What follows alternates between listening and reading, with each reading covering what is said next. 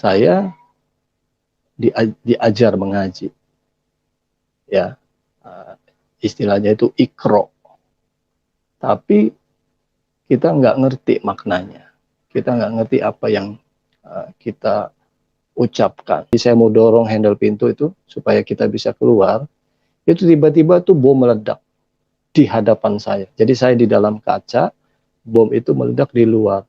Kurang lebih jaraknya sekitar 2 meter di lobi. Shalom Alaikum Bishim Hamasiyah, salam Aki, aku kabarkan Injil keselamatan. Alkitab mengatakan baik atau tidak baik waktunya, Injil harus diberitakan supaya setiap orang yang mendengar dapat menjadi percaya. Saya Evangelis Avraham Effendi Usman. Welcome to my channel Injil Kabar Baik Habakit.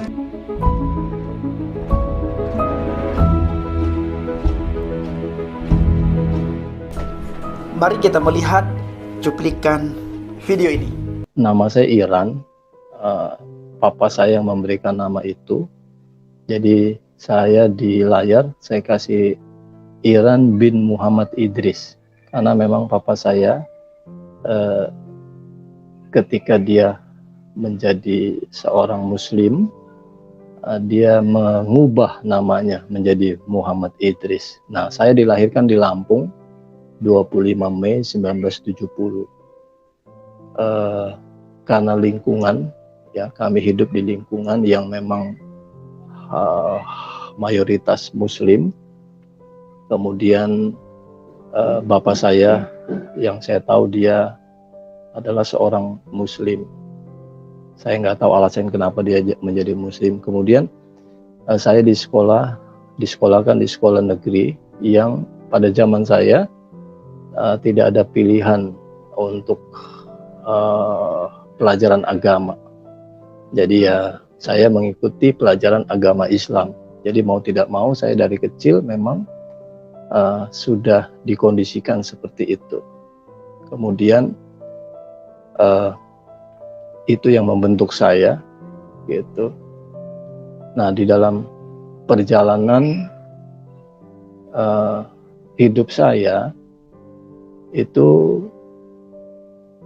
saya orang yang ingat dengan apa yang diajarkan oleh misalnya guru ngaji atau guru agama yang mengajarkan saya. Ada dua hal yang saya ingat di dalam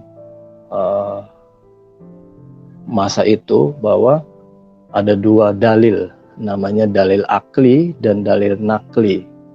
Jadi itu yang tertanam kuat, bahwa dikatakan segala sesuatu benar berdasarkan Al-Quran dan hadis, segala sesuatu benar berdasarkan logika.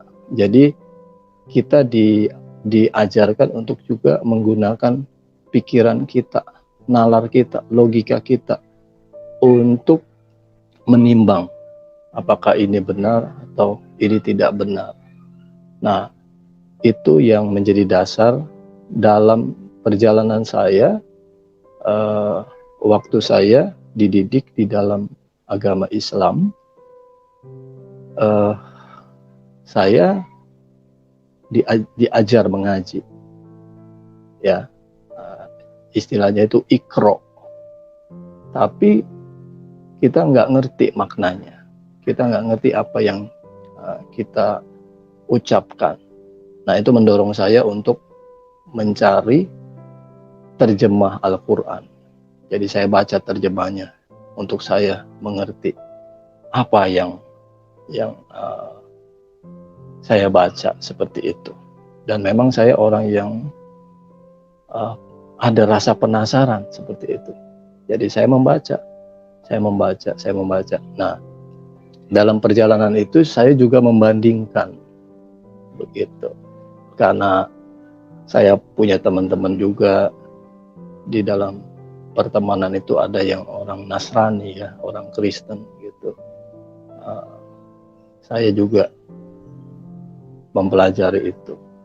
Nah, tetapi ada sesuatu yang saya pikir Tuhan turut bekerja di dalam kehidupan saya.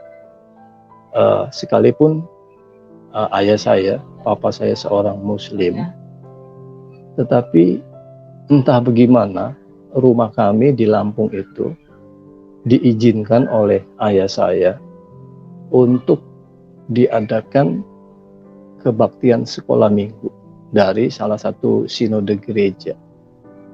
Jadi ada gereja dari salah satu sinode mungkin berbicara kepada ayah saya, mungkin awalnya seperti itu untuk bisa menggunakan rumah saya itu sebagai tempat diadakannya sekolah minggu. Nah, jadi mau nggak mau saya kan setiap ada acara sekolah minggu itu ya saya mendengar apa yang diajarkan, apa yang diceritakan oleh guru-guru sekolah minggu yang datang di tempat saya. Nah, saya ingat sekali, saya nggak tahu salah satu guru itu apakah dia masih hidup, karena saya nggak pernah kontak sama dia. Saya ingat namanya Om Tombang. Halo Om Tombang, kalau satu kali masih ada dan menyaksikan ini, saya Iran. Nah, Om Tombang ini dia satu kali melibatkan saya dalam momen Natal. Jadi dia membuat satu narasi sandiwara atau drama Natal, dan saya dilibatkan untuk menjadi seorang pengemis. Jadi saya memainkan peranan itu, dan rupanya peran yang dikasih kepada saya itu membuat banyak orang seperti merasa melihat satu cerita yang benar-benar mereka mengatakan mereka bisa melihat bagaimana saya bisa memainkan peran itu dengan begitu baik. Akhirnya sekolah minggu dari rumah saya itu menjadi juara pertama di dalam drama Natal itu. Kan ada banyak cabang-cabang seperti itu dari gereja itu. Nah, itu sih awalnya saya itu. Nah, kemudian singkat cerita di SMP itu ada pilihan untuk bisa memilih mau belajar agama apa gitu. Jadi di SMP itulah saya juga memilih untuk belajar agama Nasrani atau agama Kristen. Kemudian selesai SMP saya masuk di SMA, di SMK. Nah, di SMK juga waktu itu nggak ada pilihan, hanya ada agama Islam. Jadi setiap pelajaran agama Islam ya saya ada di ruang kelas, saya mendengarkan apa yang diajarkan oleh guru agama di kelas itu. Nah, singkat cerita, dalam proses pencarian saya akan Tuhan, itu saya belajar. Jadi saya belajar Al-Quran, saya belajar dari terjemah. Karena saya berpikir gini, saya orang awam yang sebagai remaja yang berpikir sederhana. Kalau Tuhan berfirman kepada manusia, itu artinya Tuhan berbicara kepada manusia dengan bahasa yang mudah dipahami oleh manusia, sehingga manusia itu bisa menangkap maksud Tuhan dari firman yang dia sampaikan kepada manusia. Itu yang saya pahami secara sederhana seperti itu. Nah, dalam proses itu saya belajar. Nah, ketika saya belajar, saya membandingkan begitu ya antara ajaran Nasrani dengan ajaran agama Islam. Tujuannya sih bukan untuk mencari yang mana betul atau yang mana salah, bukan seperti itu. Tapi artinya saya coba melibatkan hati nurani saya, begitu. Saya melibatkan pikiran saya, gitu, di dalam pencarian itu. Nah, Bapak Ibu yang dikasihi Tuhan, yang menyaksikan siaran langsung ini, mungkin ada yang latar belakang Kristen, ada yang latar belakang Muslim, saya berharap bisa melihat dari perspektif yang murni, ya. Artinya kami di sini tidak punya kepentingan untuk menyudutkan atau menjelekkan atau apapun, tapi kami berbicara dari pengalaman. Saya berbicara dari apa yang saya alami sebagai satu pribadi dalam proses pencarian itu, ya. Kalau di dalam konsep Kristen atau orang Nasrani, bahwa orang yang percaya kepada Yeshua HaMashiach itu adalah kasih karunia, begitu. Kalau dalam konsep Islam dikenal dengan hidayah, seperti itu.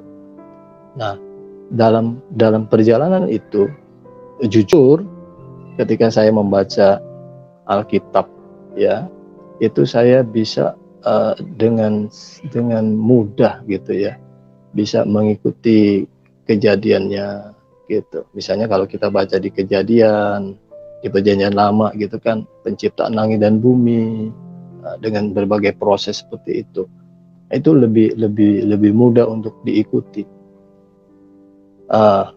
Kemudian dalam proses pencarian itu, satu kali ketika saya baca terjemah Al-Quran itu di dalam surat Maryam, saya coba saya lihat ya, di dalam surat Maryam itu, di dalam surat Maryam itu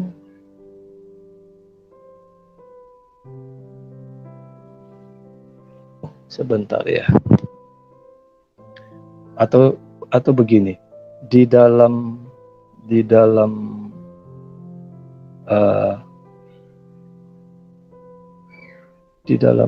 bukan surat Maryam, surat 4 itu Ali Imran kalau tidak salah. Itu di ayat 158. Di ayat 158 itu dikatakan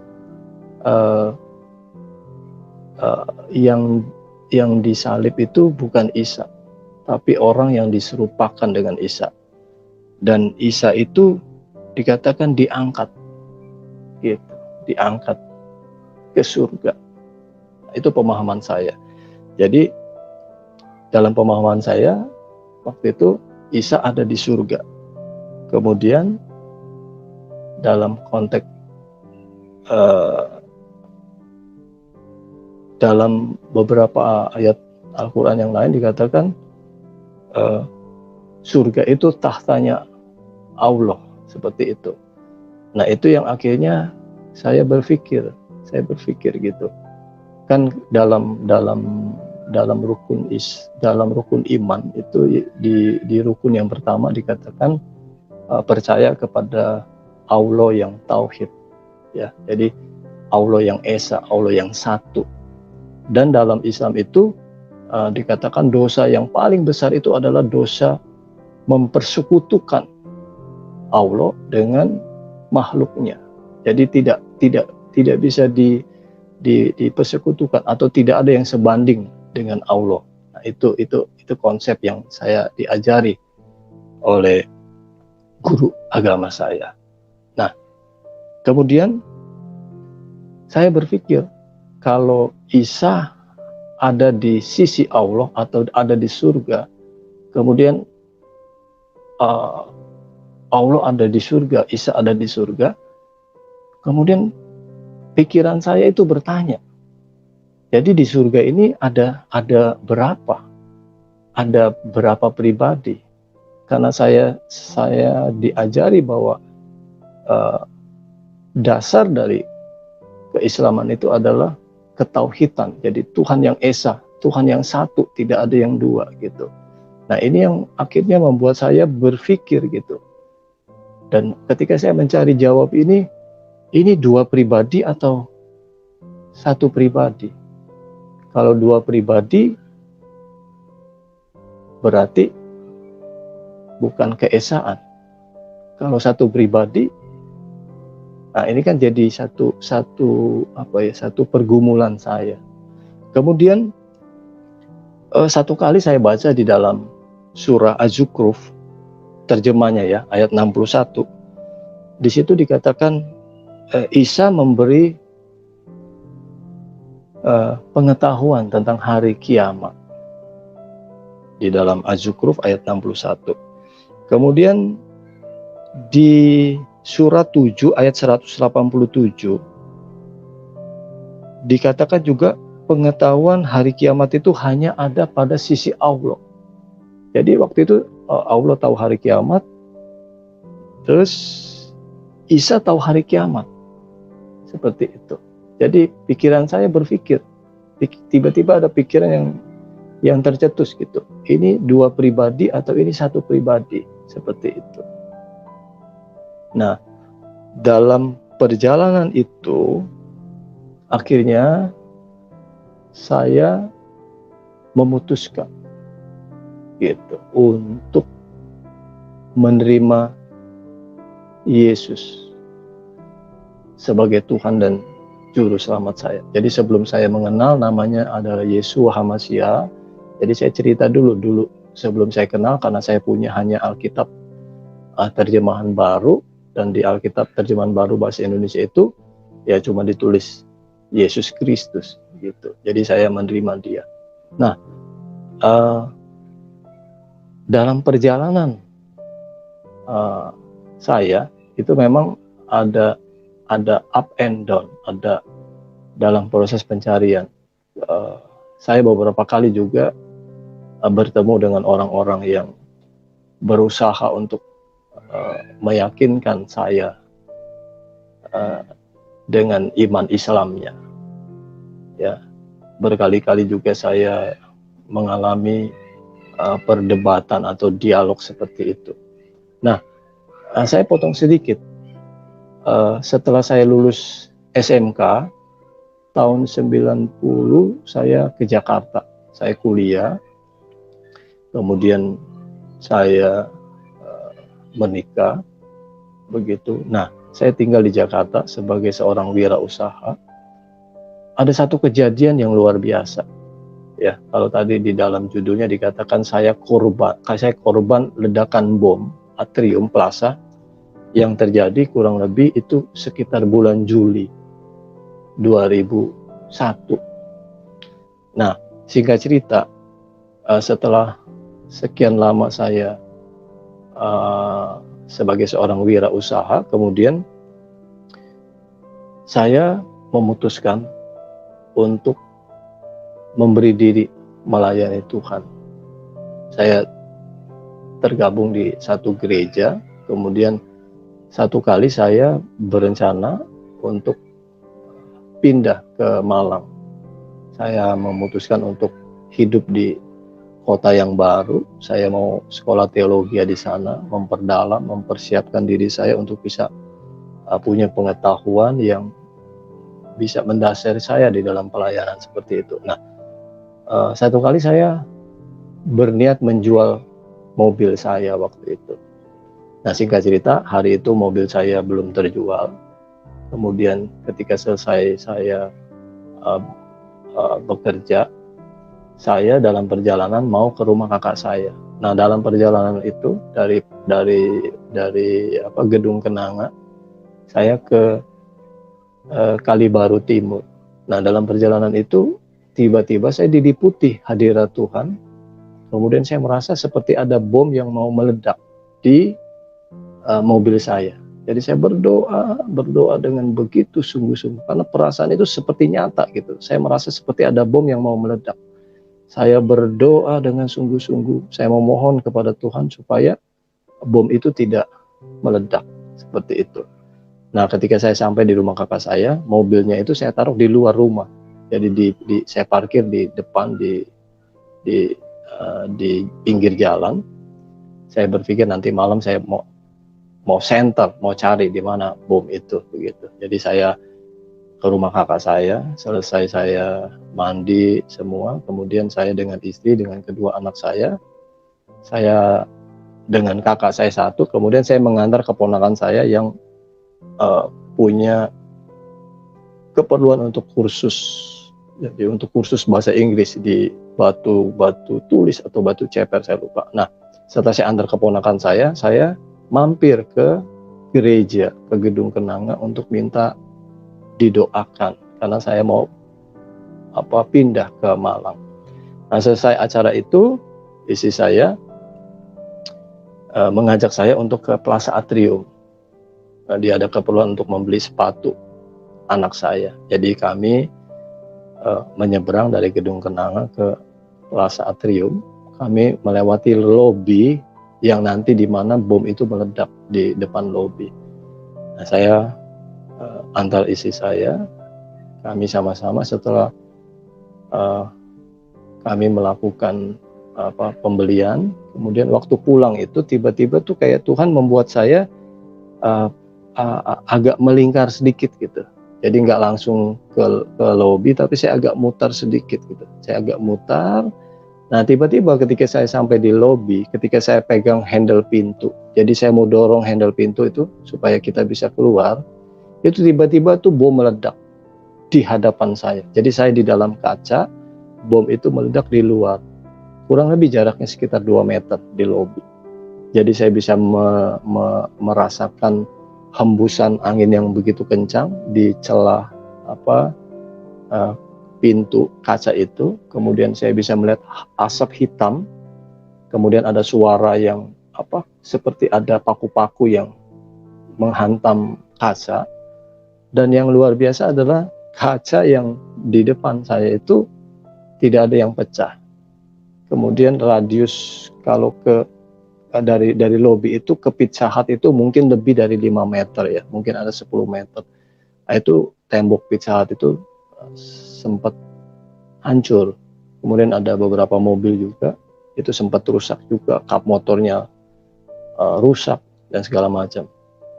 Nah, waktu kejadian itu saya benar-benar merasa ya kaget begitu, kaget. Kemudian istri saya berusaha untuk karena melihat orang panik dan orang pada berlarian menuju pintu keluar. Saya juga lihat ada yang dari eskalator itu sudah nggak bisa jalan, itu sampai ditarik-tarik, diseret-seret begitu. Kemudian waktu itu kalau nggak salah itu masih namanya Menara Era ya, ada ibadah juga di lantai berapa lantai. Jadi orang semua berlarian menyelamatkan diri karena ledakannya itu termasuk yang high explosive bom itu. Tapi puji Tuhan, keesokannya itu saya baca tidak ada korban yang meninggal. Memang ada beberapa yang luka-luka. Nah, puji Tuhan kami tidak ada luka sedikit pun. Saya pernah sempat khawatir gendang telinga anak saya mungkin bisa pecah, tapi ketika saya ngomong dia bisa dengar dengan baik, dia tidak merasa kesakitan begitu. Nah, apa yang kita bisa pelajari dari apa yang saya alami ini adalah begini. Kalau kita belajar membangun keintiman dengan Tuhan, pasti Tuhan akan memberitahu kepada kita hal-hal yang mungkin terjadi di depan yang kita tidak tahu. Kalau kita melatih kepekaan itu, ketika perasaan-perasaan atau intuisi kita merasakan ada sesuatu, misalnya kayak saya, ketika saya merasa seperti ada bom, saya berdoa, saya bersyafaat supaya bom itu tidak meledak. Nah, ini artinya kita harus melatih bahwa kalau kita berdoa dengan sungguh-sungguh, maka kita berdoa dengan iman, maka doa kita itu pasti didengar. Kerinduan kita lewat doa itu pasti didengar. Nah, itu yang saya bisa pelajari. Dan ada hal lain juga. Jadi ketika kita memutuskan diri untuk melayani, saya merasa seolah-olah dunia itu kayak menghalangi saya. Gitu. Nah, halangan-halangan, rintangan-rintangan yang saya alami itu justru itu meneguhkan. Oh, benar saya dipanggil. Oh, benar saya dipanggil gitu. Jadi mungkin ada penonton ya yang menyaksikan siaran ini atau video ini, jangan takut menghadapi tantangan, jangan takut menghadapi rintangan. Yang penting kita ikutin alurnya Tuhan dan biarkan saja Tuhan membentuk kita. Ya, saya ingat satu ayat di dalam Galatia, dikatakan, aku hidup, tetapi bukan lagi aku yang hidup, melainkan Yesua yang hidup di dalam aku. Dan hidup yang aku jalani di dalam dagingku adalah hidup oleh karena iman kepada Yesua HaMasiah. Nah, kenapa ini juga saya mau sampaikan, kenapa saya memanggil nama Yesua HaMasiah, kenapa saya memanggil Bapak Yahweh gitu ya. Nah, dalam perjalanan iman saya, satu titik ketika saya belajar bahasa Ibrani, saya belajar bahasa Yunani, saya belajar bahwa ketika Tuhan menyatakan diri kepada bangsa Israel, kepada Musa, kepada nabinya, kepada hambanya, dia memperkenalkan namanya dengan huruf Ibrani, Yod He Waw He. Kemudian saya belajar dari kata itu adalah kalau diucapkan itu menjadi Yahweh, sama seperti ketika kita mengatakan haleluya, itu dari kata haleluya. Haleluya itu artinya terpujilah Yahweh, seperti itu. Nah, jadi sekalipun ketika saya sekolah teologi, saya mendapat informasi cara orang Yahudi untuk menghormati, untuk menguduskan nama Tuhan ketika mereka membaca kitab suci, bertemu dengan 4 huruf itu, Yod He Waw He, mereka mengganti itu dengan Adonai misalnya, dengan Hashem misalnya, tapi dengan Adonai. Nah, tetapi saya belajar bahwa menjaga kekudusan nama Tuhan itu bukan berarti dengan kita tidak menyebutkannya. Memang kita harus menyebutkannya dengan penuh hormat, ya toh. Menyebutkannya itu juga itu menggambarkan bahwa kita kenal gitu, kita dekat, kita berelasi seperti itu. Kemudian memang kalau kita bicara Yesua, ya, Yesua itu adalah pribadi Yahweh, pencipta langit dan bumi yang menjadi manusia. Dia membatasi dirinya dalam rupa manusia. Nah, memang Perjanjian Baru itu ditulis di dalam bahasa Yunani, tetapi ketika saya belajar sejarah, saya mendapati bahwa orang-orang Yahudi di tanah Palestina itu dia menggunakan bahasa Aram atau bahasa Ibrani, sekalipun bahasa Yunani sebagai bahasa resmi dari kerajaan Romawi. Nah, jadi saya percaya bahwa ketika malaikat Gabriel menyatakan nama bayi yang ada di dalam rahim Maria, atau ketika Yusuf ketemu dengan malaikat Tuhan di dalam mimpinya, itu pasti namanya adalah Yesua HaMasiah. Nah, saya punya keyakinan bahwa nama itu tidak bisa ditranslate atau tidak bisa diapakan gitu. Jadi kayak nama saya Iran, mau kemana saja nama saya Iran. Oke, mungkin orang bisa melafalkannya atau mengucapkannya dengan berbeda misalnya. Mungkin Iron, mungkin Iren gitu. Tapi intinya nama saya Iran gitu.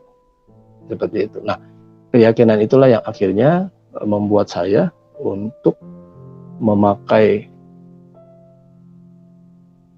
nama itu. Jadi Bapa Yahweh dan Adonai Yesua HaMasiah.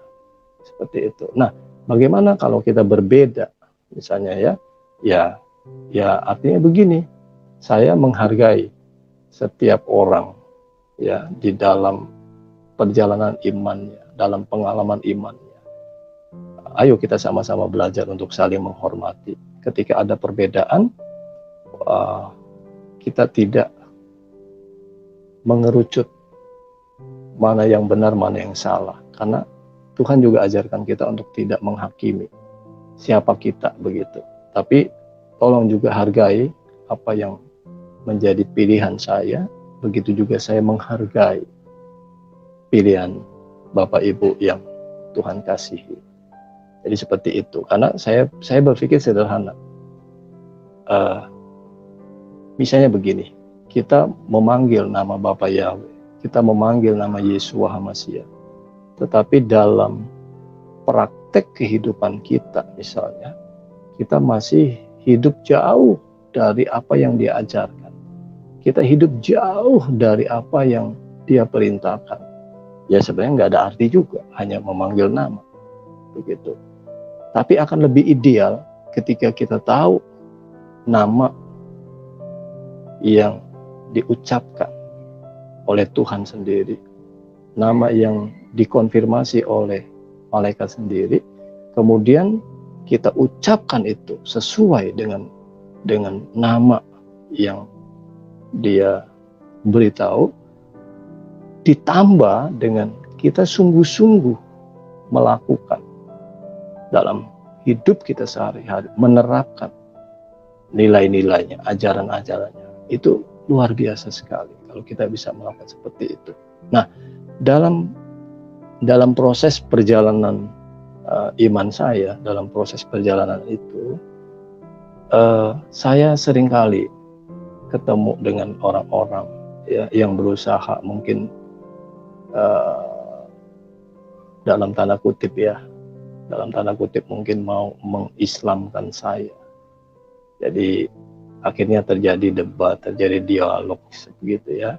Dalam rangka itu, saya pikir ini sesuatu yang wajar ya. Karena di tiap-tiap agama itu memang ada, misalnya begini, di dalam agama Nasrani itu memang ada yang namanya amanat agung. Ada perintah untuk memberitakan Injil, menjadikan segala bangsa muridku. Memang itu ada. Begitu juga sama, misalnya di dalam Islam, ada syiar, ada dakwah.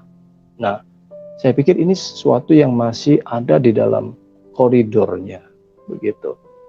Nah, yang menjadi yang kita harus cermati ya, terutama di masa-masa sekarang ini, kita sama-sama menjaga keutuhan NKRI. Kita bisa, bagaimana perbedaan itu bisa membuat kita bisa bergandengan tangan. Seharusnya perbedaan itu tidak membuat kita merasa kita lebih benar dari orang lain, atau mungkin orang lain juga punya perasaan yang seperti itu. Nah, saya pikir kalau dalam konteks iman, ini masalah pribadi.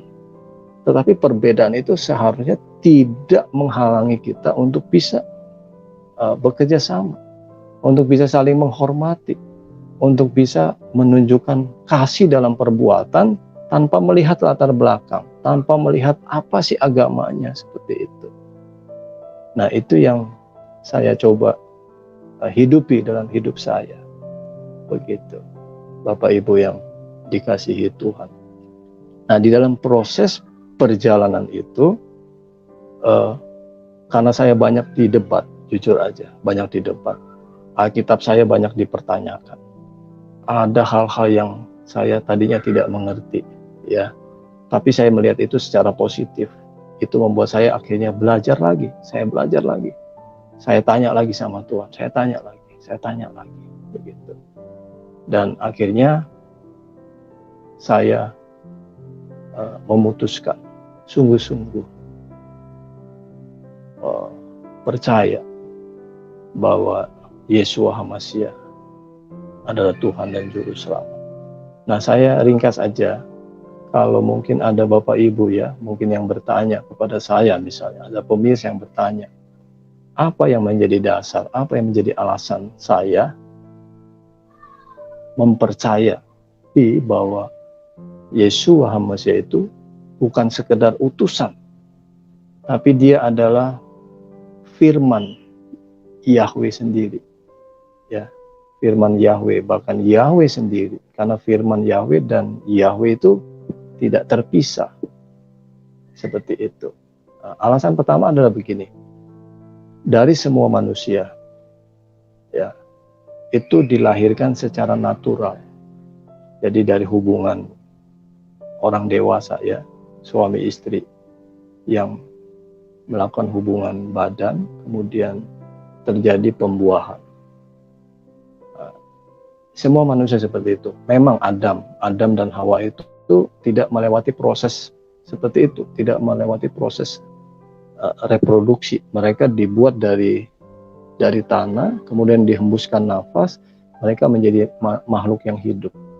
Tapi setelah Adam dan Hawa, kita ini dilahirkan dari hubungan biologis. Seperti itu. Nah, Yeshua HaMashiach itu dia dilahirkan secara supranatural. Waktu malaikat Gabriel datang kepada Maria, dia mengatakan, "Hai Maria, yang dikaruniai Yahweh, Elohim, engkau akan mengandung dan akan melahirkan seorang anak yang disebut suci." Nah, waktu malaikat itu bicara sama Maria, ya Maria kaget, Maria bingung. Dia bertanya, bagaimana mungkin saya bisa punya anak? Saya masih perawan, saya belum pernah disentuh laki-laki, saya belum punya suami. Walaupun memang Maria bertunangan, tapi dia belum masuk dalam ikatan pernikahan. Makanya dia bertanya, bagaimana mungkin saya bisa menghamil? Bagaimana mungkin saya bisa mengandung? Saya tidak pernah disentuh laki-laki. Kemudian malaikat itu mengatakan, Roh Kudus akan menaungi kandunganmu. Itu sebabnya anak yang engkau kandung ini disebut kudus. Jadi kalau udah bicara kudus itu berarti dia kudus, dia suci. Nah, tidak ada yang suci selain Tuhan. Gitu. Manusia tidak ada yang suci. Tidak ada yang suci, hanya Tuhan yang suci. Ketika Yesus dilahirkan secara ajaib, ya, tidak dari hubungan suami istri. Jadi dia dikandung, makanya Maria itu memiliki gelar perawan Maria, gitu. Jadi mengandung tapi perawan, tidak dari hubungan suami istri. Itu yang menjadi alasan kenapa saya percaya bahwa Yeshua itu adalah firman Yahweh yang menjadi manusia. Mungkin ada yang juga bertanya begini, bisa nggak Tuhan menjadi manusia? Atau mungkin orang bertanya, tidak mungkin Tuhan menjadi manusia. Kalau saya percaya Tuhan bisa menjadi manusia. Bahkan bukan hanya manusia, Tuhan menjadi apapun bisa. Karena dia maha kuasa. Nah, dalam kemahakuasaannya itu, dia bisa mau jadi apa saja. Itu keyakinan saya. Atau misalnya begini, bisa nggak Tuhan jadi 1, jadi 2, jadi 3, jadi 4, jadi 1000? Oh, bisa. Gitu. Jadi saya punya prinsip gini, kita belajar Tuhan itu bukan belajar keberapaannya, tapi kita belajar tentang karakternya. Gitu. Jadi ada karakter yang khusus, yang hanya ada sama Tuhan, tapi tidak ada sama manusia.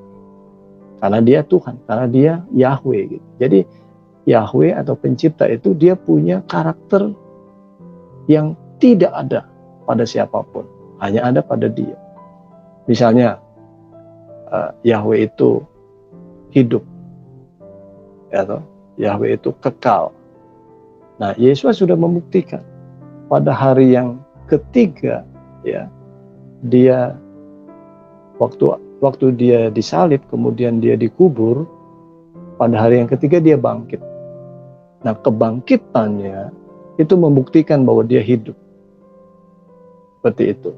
Jadi alasan yang kedua, dari semua nabi misalnya, dari semua orang-orang yang tokoh-tokoh yang hebat, mereka dilahirkan secara natural, kemudian dewasa, menikah, punya keturunan, punya istri, punya keturunan. Ya, itu sesuatu yang natural karena memang manusia seperti itu. Nah, tapi Yeshua HaMashiach, dia dilahirkan secara ajaib, tidak punya bapa secara jasmani. Kemudian ketika dia dewasa, dia tidak menikah. Dia tidak punya istri, dia tidak punya anak, dia tidak punya keturunan secara biologis. Kenapa? Ya karena dia ilahi. Ilahi yang menjadi manusia. Dan dalam kemanusiaannya dia sudah membuktikan keilahiannya. Itu yang kedua. Yang ketiga adalah semua manusia itu pada akhirnya akan mati. Nafasnya akan berhenti. Tubuhnya akan kembali menjadi tanah. Nah, Yeshua di umur 33,5 tahun, dia disalibkan dengan berbagai tuduhan yang akhirnya mengakibatkan dia harus menerima hukuman salib. Kemudian dia disalibkan, dia mati, yang mati kemanusiaannya. Ya, sama seperti kita. Ketika kita mati, sebenarnya yang mati itu cuma tubuh aja, tapi jiwa dan roh kita itu tetap hidup. Nah, Yeshua, dia mati. Pada hari yang ketiga, dia bangkit. Tubuhnya bangkit dalam tubuhnya yang dikubur itu. Jadi dia bangkit, dia hidup selama-lamanya.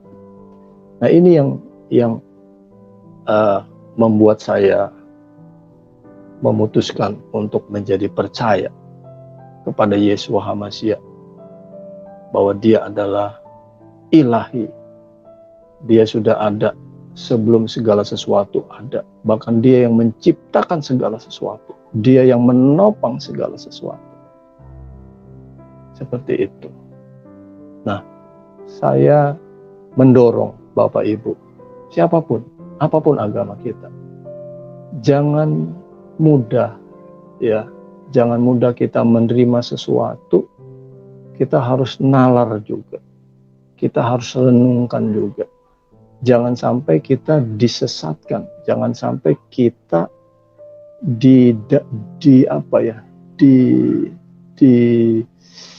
dimanfaatkan begitu. Ya, dimanfaatkan. Jadi hendaknya kita masing-masing menggunakan logika kita, nalar kita. Dan saya mengatakan seperti ini, ya, kalau jadi Kristen misalnya, jadi orang Nasrani, jangan terima mentah-mentah, belajar begitu. Kalau yang dari Tuhan itu pasti mendatangkan sejahtera, misalnya seperti itu.